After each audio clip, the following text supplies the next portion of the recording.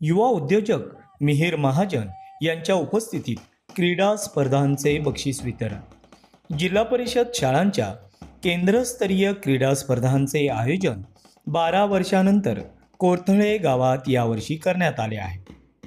या स्पर्धांमध्ये 1ली ते 7वी पर्यंतच्या विद्यार्थिनींच्या सांघिक व वैयक्तिक अशा 2 प्रकारच्या स्पर्धा होत्या.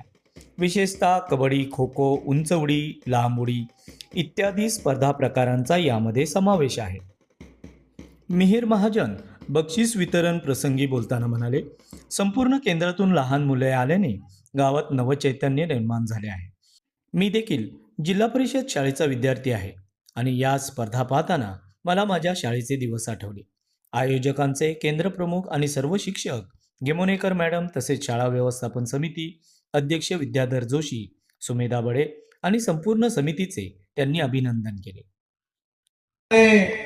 बऱ्याच वर्षांनी या स्पर्धा ज्यावेळेला कोळथरेमध्ये आज होत आहेत, ज्यांच्यामुळे आज एक नवं चैतन्य निर्माण झालं, असे समोर उपस्थित तुम्ही सर्वजण, तुमच्या सर्वांसाठी एकदा खूप टाळ्या वाजवा.